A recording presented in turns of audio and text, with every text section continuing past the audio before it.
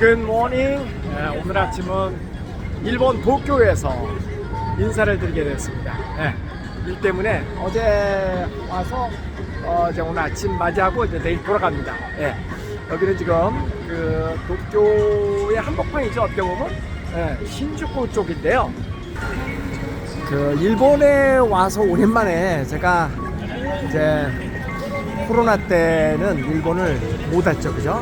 정말 오랜만에 일본을 다시 찾아왔습니다. 그전에는 이제 1년에 그래도 한 2번 정도씩은 꾸준히 일본을 방문을 했었는데 올해는 이제 한참 만에 온 것 같습니다. 공항에서부터 느껴진 것은 공항의 그 직원들이요, 공항에서 일하는 직원들이 많은 사람들이 그 외국인들이더라고요, 놀랍게도.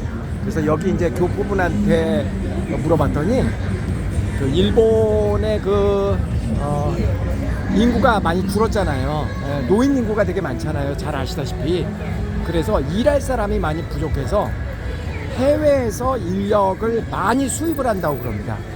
이제 우리나라는 뭐 공장이라든가 아니면 뭐 식당 이런 데만 주로 외국인들이 많이 있죠.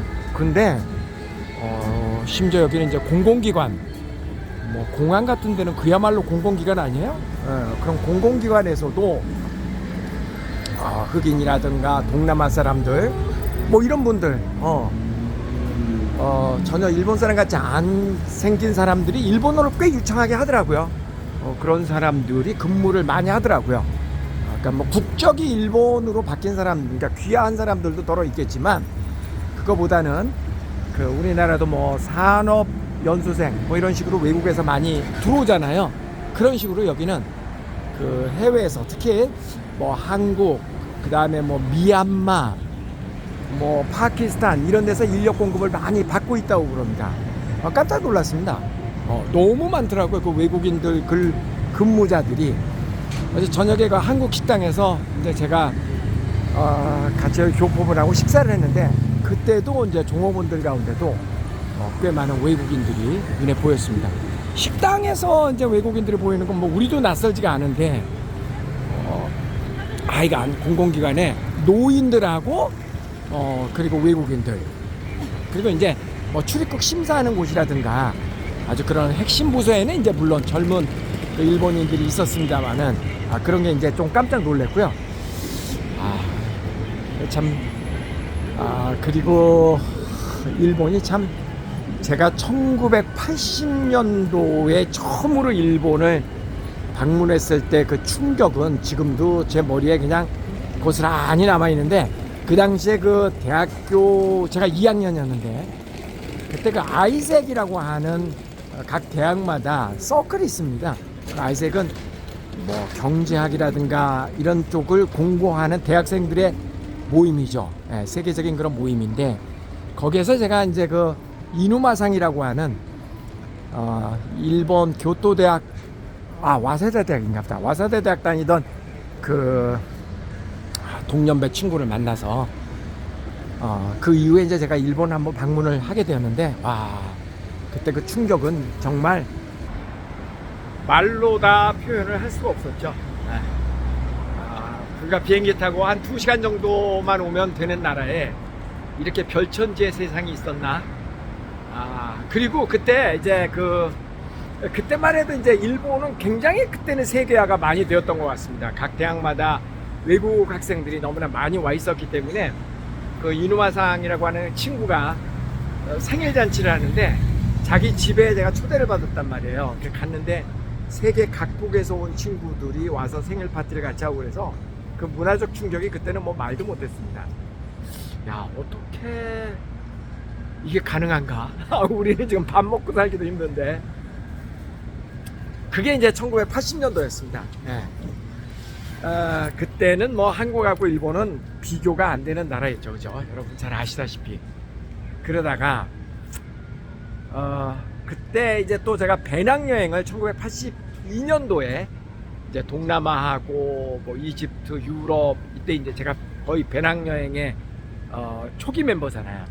혼자 이제 배낭을 메고 이렇게 막 돌아다니는데 뭐 유럽이라든가 그 다음에 이집트 이런 데 가면은 일본의 대학생들이 그렇게 커플로 데이트를 하러 유럽을 같이 여행을 다니게 됐습니다. 굉장한 충격이었죠. 그때만 해도 우리는 여권이 발급되기 전이었거든요. 나는 굉장히 뭐 좀 특별한 존재라고 생각하고 외국 여행을 이렇게 나갔는데, 이미 다른 나라 사람들은, 가까이에는 일본이라고 하는 나라 사람들은 데이트를 외국에서 와서 할 정도로 세상이 막 이렇게 뭐 우리가 알고 있는 세상하고 너무 달라가지고, 그리고 이제 그때 일본 사람들 얘기 들어보면 어떻게 해서 여기까지 오게 됐냐라고 물어보면 뭐 영어도 잘 못하는데 아르바이트를 해갖고 돈을 모아서 지금 여행 중이다, 우리 엄마 아빠는 모른다, 이런 거를 상상하기 힘들었던 그런 시절이었습니다. 자 그리고서 이제 시간이 떼르륵 하고, 그때 1980년도 82, 3년 이때니까 40년이 지났죠, 그죠? 40년이 지난 오늘의 일본, 그리고 오늘의 한국. 아직도 이런 겉모습이라든가 이런 거는 일본이 아직은 조금 낫습니다. 그런데 에너지가 많이 없는 것 같아요, 옛날만큼. 옛날 제가 느꼈던 어떤 그 일본 사람들의 막 근면성시한, 막 열심히 일하고, 세계 각국 어디를 가도 일본 사람들이 있고 그랬습니다, 그 당시에는. 근데 지금은요, 그때 그런 모습이 한국인들에게는 새로 생겼고요, 일본인들에게는 그런 느낌이 없어졌습니다. 아니, 일본이 왜 이러지? 하고 느껴지는 게, 이 나라에서는 아직도 신용카드를 대체로 잘 안 쓰더라고요. 1원짜리, 그 1엔짜리 동전도 쓰고, 전부 다 현금으로 대부분 쓰더라고요. 교포분들한테 물어보니까 은행 거래도 잘 안 한대요, 여기 사람들은. 왜냐면 이자율이 워낙 없으니까. 그리고 제가 대학교 때 1980년도에 여기 왔을 때 그때 물가하고 40년이 지난 지금 물가하고 그렇게 크게 차이가 나지 않습니다. 어떻게 된 건지 물가가 별로 안 올랐어. 거의 제자리예요. 야, 충격이에요, 충격. 그리고 지금 이제 외국에 나가 보면은요, 일본 사람들이 유학 오는 경우는 별로 없습니다. 별로 없습니다. 오히려 전 세계 어디를 가도 한국 사람들은 지금 어마어마하죠. 어디를 가도 한국 사람이 있습니다, 지금은. 그리고 어디를 가도 중국 사람이 있습니다. 전 세계에 차이나타운은 다 있잖아요, 그죠? 코리아타운도 이제 못지않게 전 세계에 다 있죠. 어딜 가도 한국 사람이 있습니다. 근데 이제 일본은 그렇지 않습니다. 일본은 일단 내수 시장이 커서 그런지 몰라도 별로 외국에 대한 그런 글로벌 마인드를 갖고 있지 않습니다. 그리고 영어 교육도 우리보다 훨씬 뒤처져 있죠. 그러니까 이런 것들이, 그러니까 국제화 지수죠. 국제화, 그러니까 지난 한 20, 30년 동안 한국과 중국은 굉장히 국제화가 되면서 그 세계화 추세에 발맞춰서 도약을 했잖아요, 그죠? 그 첫 번째가 우리나라는 영어 조기 교육을 도입을 해서 아이들이 어린 나이들서부터 영어를 배우기 시작했고, 영어를 잘하는 사람은 꽤 많고, 그 다음에 인구 비례로 따지면 당연히 단연코 세계 최고 수준의 유학생들을 우리는 보내고 있죠. 전 세계로, 단순히 미국뿐만 아니라 전 세계로 우리나라 사람들은 유학을 보냅니다. 지금 초등학생들이 유학을 가는 나라는 대한민국이 유일합니다. 미국과 중국의 갈등이 있기 전에, 무역 갈등이 있기 전에는 중국 사람들이 한국보다 한 10년 늦게 이제 초등학교 아이들을 조금씩 보내기 시작했습니다. 그래서 뭐 길게는 아니고요, 3개월, 6개월 요 정도 보내기 시작했다가 이제 미중 무역 갈등이 시작이 되면서 그것도 완전히 차단이 됐죠. 지금은 이제 뭐 초등학생들이 유학 오는 나라는 전 세계에 대한민국이 유일합니다. 그리고 중고생들도 요즘은 중국에서 유학을 많이 안 갑니다. 경제적인 사정도 예전만 못하고, 그 다음에 서방 세계하고의 그 갈등 때문에 많이 안 옵니다. 그러니까 이런 거 한국 사람들이 외국어 교육을 일찍 시키고, 그 다음에 이렇게 세계화 추세에 발맞춰서 막 뻗어나가잖아요, 우리나라 사람들이 전 세계로. 그 결과가 오늘날의 한국을 만든 겁니다. 어제도 이 동네 이렇게 다니다 보니까 뭐 한국 간판이 막 여기저기 많이 보입니다. 이거는 꼭 일본 현상뿐만 아니라 전 세계 어딜 가도 지금 한국에 그 K컬처의 열풍이 이렇게 대단하다. 생각해보면 그때만 해도 일본 여행 오면은 코끼리 밥통도 하나 사가고 뭐 사갖고 갈 게 많았습니다. 지금은 아무것도 사가지고 갈 게 없습니다. 그리고 물가도 지금 보니까 오늘 제가 아침 식사를 그 커피 한 잔하고 샌드위치하고 먹었는데 424엔이니까 지금 돈으로 하면 4,000원밖에 안 됩니다. 한복판이 시골도 아니고 신주쿠라는 한복판에서 4,000원으로 커피하고 아침 식사를 해결할 수 있었다. 놀라운 사실이죠. 그러니까 한국하고 비슷하거나 어쩌면 더 쌀 수도 있겠다. 그럴 정도로 일본이 지금 크게 됐습니다. 그래서 한 가지 우리가 일본은 지금 뭐 단연코 앞섰다고 얘기하기는 뭐하지만 과거만큼 이렇게 현격한 차이가 나는 나라는 더 이상 아닙니다. 그리고 더 놀라운 거는 한국 사람들은 지금 기세가 막 기가 세가지고 막 올라가는 추세잖아요. 전 세계 어딜 가도 막 K컬처 앞에 K만 붙으면 막 이렇게 그냥 앞으로 막 이렇게 지금 발전해가는 그런 상황이 있고, 일본은 움츠려들어서 사람들이 기가 별로 없는 것 같은 느낌. 확실히 그런 거가 느껴집니다. 대한민국 정말 대단하지 않나요? 그리고 이제 또 하나는 대한민국이 디지털 공화국이잖아요. 이게 세계가 디지털화 되면서 우리나라의 지금 그 전산망, 그러니까 그 하이스피드가, 그러니까 이게 광통신 막 이런 것들이 세계 최고 수준이잖아요. 여러분 잘 아시다시피, 그죠? 정말 빠르잖아요. 그러니까 이 땅도 좁은데 케이블 깔기도 쉽잖아요. 우리나라는 지역이 좁으니까. 그러니까 전국 곳곳에 지금 광 케이블이 지금 막 들어가 있고 그렇잖아요. 이런 그 디지털화에 앞장선 것이 오늘날 또 한국을 이렇게 대단한 나라로 만든 겁니다. 지난번에 코로나 때 일본에서 이제 그 여기 사람들에게, 국민들에게 이제 코로나 위로금 같은 거를 지급을 했잖아요. 우리나라도 지급을 했죠. 근데 우리나라는 전부 다 핸드폰으로 그냥 하루에 빵 해가지고 그냥 돈을 계좌로 막 이렇게 쏴주고 그랬잖아요. 근데 이 나라는 그때도 종이에다가 이렇게 뭐 하나하나 방문해가지고 뭐 이렇게 이름 적고 그래가지고 나눠줬다는 거 아니에요. 그러니까 다 나눠주지도 못했겠지. 그러니까 아직도 보면 여기는 그만큼 전산화가 잘 되어 있지 않습니다. 그리고 뭐 여기 뭐 마이넘버인가 하는 게 있다고 그래요. 그러니까 우리나라 주민등록번호에 해당하는 건데 그게 강제가 아니래요. 그러니까 모든 사람이 주민등록번호 같은 걸 갖고 있지 않다라는 거죠. 일부 원하는 사람만 갖고 있다라는 거죠. 근데 많은 사람들이 그 번호를 갖는 것을 별로 안 좋아한답니다. 왜냐면은 자기의 개인적인 사생활이라든가 이런 게 디지털화돼서 노출될까봐. 웃기죠, 조금? 지금이 어떤 세상인데. 그러니까 여기는 지금도 돈을 은행에다 안 넣고 집안에다 이렇게 감춰놓고 있는 사람들이 많대요. 어차피 은행 이자가 없으니까.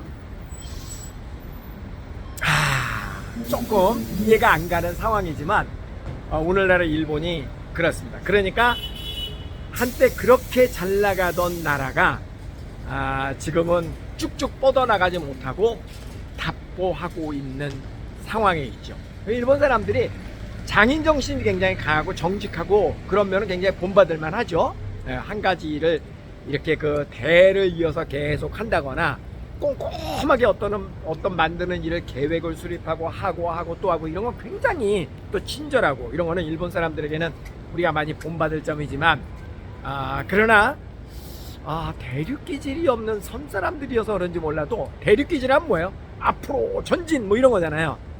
근데 우리나라는요, 대륙 기질과 섬 기질하게 하게 뭐고 반도 기질이잖아요, 우리나라. 그러니까 이 두 가지를 한국 사람들은 다 가지고 있는 것 같습니다. 그리고 어떻게 보면은 우리가 그 4강에 이렇게 쌓여 있기 때문에 그런 것들이 우리를 더 강인하게 만든 게 틀림없어 보입니다. 틀림없어 보입니다. 여러분 그 얘기 아시죠? 미꾸라지탕을 하는 두 집이 있었어요, 가게가. 근데 한 집은 너무너무 가게가 잘 되는 거예요. 그래서 이제 그 가게 주인한테 손님들한테 물어보니까 그 질감이, 미꾸라지의 질감이 아주 탱탱탱하다라는 거예요. 근데 안 되는 집은 미꾸라지 질감이 구석구석 힘의 가리가 없대요, 살이. 그래서 나중에 그 비결을 알아보니까 이 잘 되는 집은 미꾸라지를 보관할 때 그 안에다가 메기를 한 마리 탁 집어넣는다 그럽니다. 그럼 메기가 계속 이렇게 돌아다니니까 미꾸라지를 먹잖아요. 근데 메기가 미꾸라지를 먹어봐야 몇 마리를 먹겠어. 그러나 한두 마리는 희생될지 몰라도 나머지 미꾸라지들은 희생되지 않기 위해서 끊임없이 거기서 운동을 했다라는 거죠. 그렇기 때문에 그 미꾸라지들은 근육질이 탱탱한, 살이 탱탱한 그런 육질을 가지고 있었다. 그러니까 이 메기가 뭐예요? 결국은 긴장감을 갖게 하는 요소죠. 위험 요소. 어떻게 보면 우리나라가 그런 거 아닌가요? 우리나라가 4강에 쌓여 있고 우리는 가진 뭐도 없고, 그냥 우리는 끊임없이 긴장하고 치열한 경쟁을 딛고 일어나야 되고, 거기다가 날씨까지 한몫하잖아요. 예? 전 세계 모든 날씨가 대한민국에 다 있잖아요. 그죠? 그러니까 그런 험한 환경을 우리는 겪어내서 살아야 되었기 때문에 오늘날의 한국이 만들어진 겁니다. 박수. 저는 정말 대단한 나라다. 우리나라 정말 대단한 나라다. 그렇게 생각합니다. 그리고 다소간의 어려움도 있고 환경적으로 열악함도 있지만 그런 어려움과 환경적인 열악함이 오늘의 탄탄한 대한민국을 만들어냈다. 저는 그렇게 해석하고 싶습니다. 그리고 오늘의 대한민국을 만든 주인공은 바로 여러분이고, 저고 여러분이 우리들입니다. 이게 얼마나 위대합니까? 그죠? 정말 위대한 나라 맞습니다. 자, 이제 우리는 앞으로 쭉 나갈 일만 남아 있습니다. 그래서 좀 서로 헐뜯고 이런 건 좀 그만했으면 좋겠고, 늘 칭찬하면서 우리 서로 격려하고 그런 문화가 필요한 것 같아요. 그리고 남들 보고 그렇게 해달라고 요구하기 전에 내 스스로, 여러분 스스로 주변 사람들에게 격려하고 칭찬하고 으쌰으쌰하고. 그 여러분 주변이 누구예요? 여러분 자식, 여러분 남편, 여러분 아내, 친구, 이런 사람들한테 자꾸 감 나와라, 소 나와라, 참견하고 핀찬하고 그러지 말고 칭찬, 잘한다 칭찬하고 으쌰. 이게 나는 정말 중요하다고 생각합니다. 세상에 모든 게 다 좋고 모든 게 다 나쁜 건 없잖아요. 그죠? 그러니까 좋은 점만 바라보고 우리는 가자, 그런 겁니다. 알았죠? 일본에 와서 길을 쫙쫙 펴고 다닐 수 있는 게 기분 좋습니다. 자, 가위바위보, 짱깨뽕, 짜장면 짬뽕. 하나 둘 셋 네 번 했나? 하나 더. 가위바위보. 안녕히 계세요.